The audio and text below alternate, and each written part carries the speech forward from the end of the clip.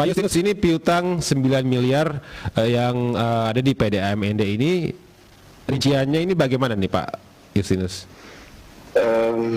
Baik, terima kasih. Sebenarnya malu juga saya bernyanyi terus soal bagian PDAM ini. Tetapi karena memang transparansi dalam proses pelaporan keuangan dan kondisi real perusahaan milik publik ini, ya saya wajib harus menginformasikannya. Yeah. Dan kemarin juga pernah ditanyakan oleh pelanggan dan juga ditanyakan oleh kawan-kawan media soal sehat tidaknya pengelolaan PDAM ini.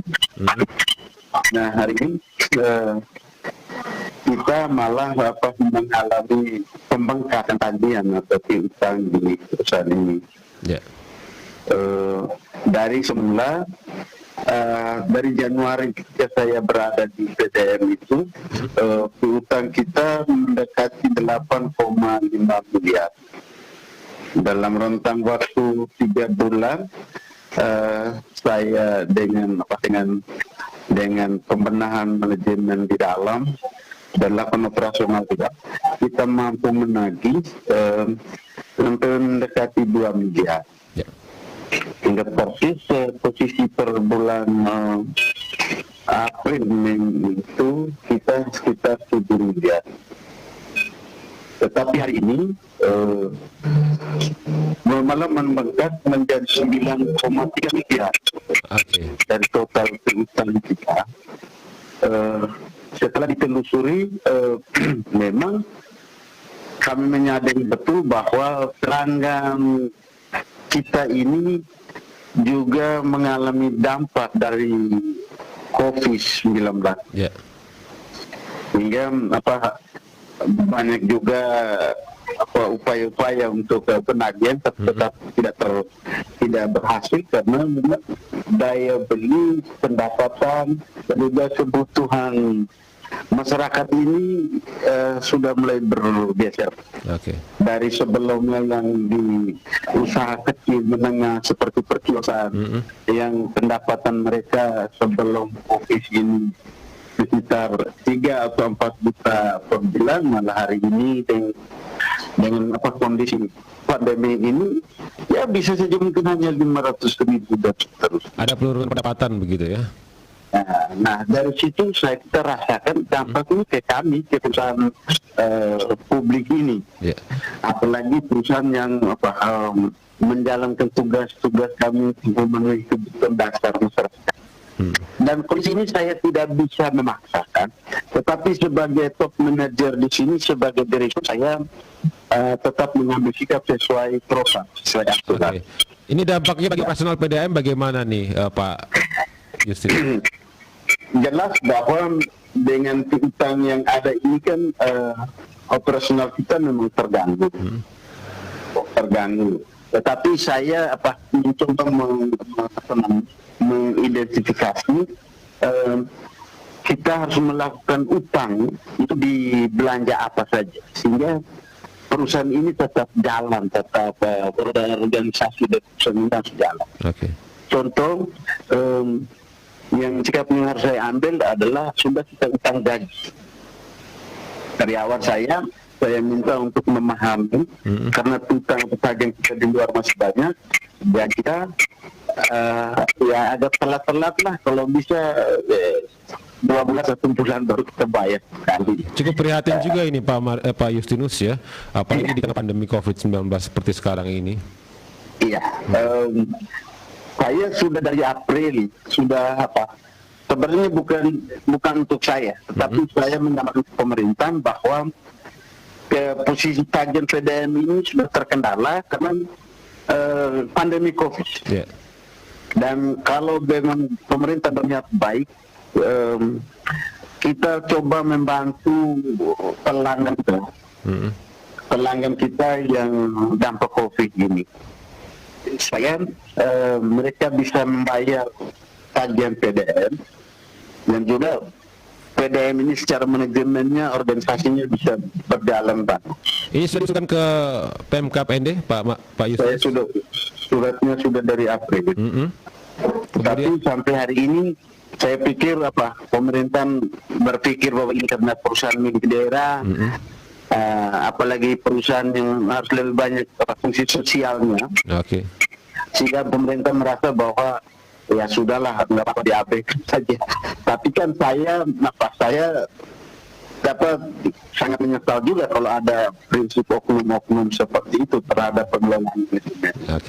Bagaimanapun pelayanannya yang maksimal untuk kebutuhan kita konsentrasi, tetapi operasional. Nah, kesulitan kita nanti suatu ketika kalau memang sudah mentok strategi yang saya bangun di internal ini dan terjadi force majeure di PDAM seperti mesinnya tidak bisa beroperasi, jaringannya juga tidak bisa lagi kita perbaiki.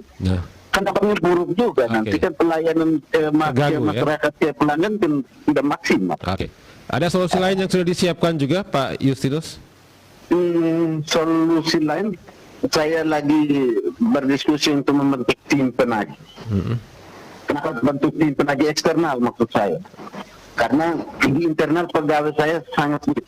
Rasio pegawai saya sekarang sudah tidak memenuhi syarat untuk melayani pelanggan saya yang berjumlah sekitar 13.000. Sehingga saya berupaya untuk membentuk tim eksternal. Untuk saya lagi pertimbangkan supaya mereka khusus kerjanya melakukan penagihan. Bisa saja sifatnya atau saya pakai saja ketika selesai mereka istirahat, saya butuh saya tanya kembali.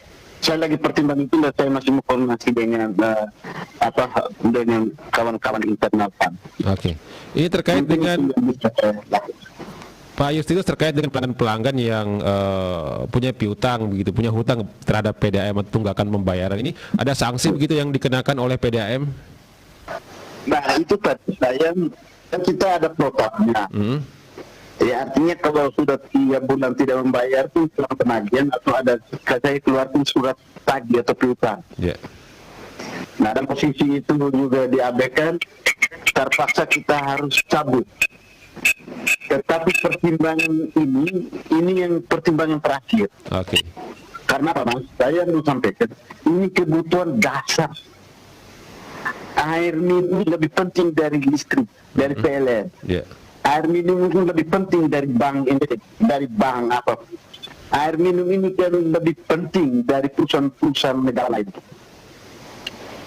Dan ini yang saya bilang, ini kebutuhan dasar yang wajib terpenuhi.